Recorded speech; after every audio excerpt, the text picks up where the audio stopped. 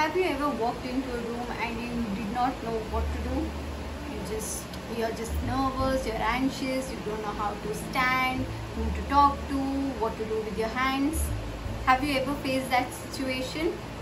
So it's all because of low confidence. They say that confidence is a skill. Why it's a skill? Because it can be built over time. It can be learned. It is not some magic thing that one day you'll wake up and you'll feel confident. No, it takes practice, it takes time to build that confidence, and definitely you're not born with confidence. It is built over time. And today I'm going to tell you 11 practical tips to walk into any room with confidence. First one, listen to your favorite music. It could be any kind of music, any favorite playlist that you have on your phone, or any favorite artist that you like. Make sure that you listen to any of your favorite music before walking to any room or any meeting or any presentation. To be honest, I used to do this every time when I had one big presentation to give.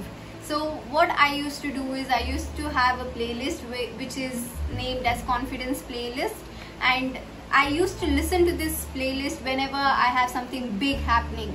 I used to put on my headphones or earphones and I just listen to 1 or 2 minutes of this song to instantly boost my confidence. I'm sure you can definitely try that too, and it's going to help immensely to instantly boost your confidence. Second thing, dress up nice. Wear something that makes you feel comfortable and makes you feel beautiful from the inside. It doesn't mean that you have to wear designer clothes or clothes with logos or anything of that sort. It doesn't have to be fancy.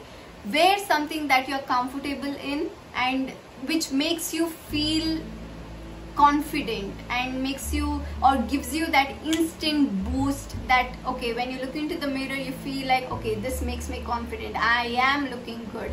So wear something nice whenever you're going to any event, anything, and you'll instantly feel that confidence within you. Third thing, self-talk in the mirror.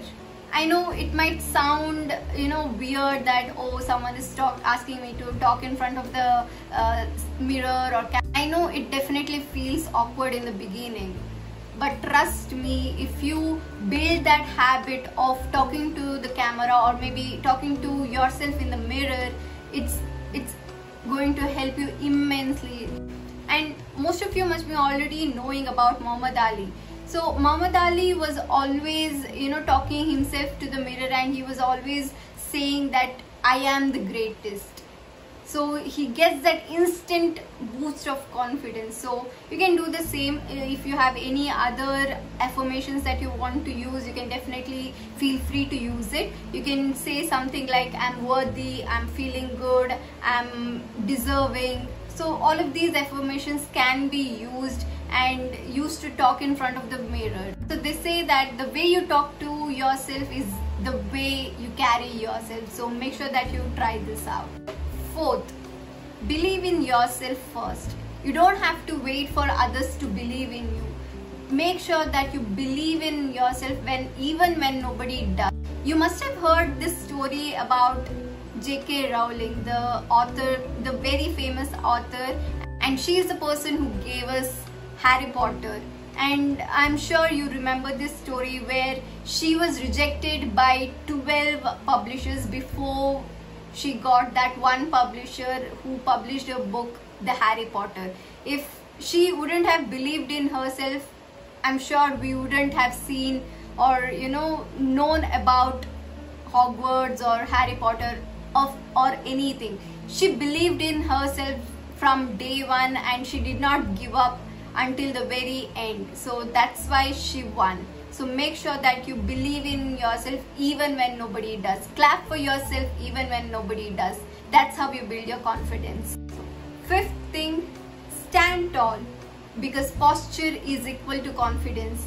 They say that 70% of your communication is all about your body language. If you believe that you're confident, it will definitely show in your body language, and in turn it will show how confident you are. So seriously, just wear nice clothes, stand tall, shoulders back and head up or chin up, and you're good to go. 6th, that is smile. Definitely smile can do wonders when you're talking to someone, or it can do wonders. It is a magic thing. Even without you having to communicate, you can just smile and people will instantly like you. So it is that one thing that makes you approachable. If you do not smile and if you sit without smiling, nothing, then people would think that you are arrogant. You might come off as arrogant. So make sure that you smile, and it makes you friendly and approachable as well. So don't forget to smile.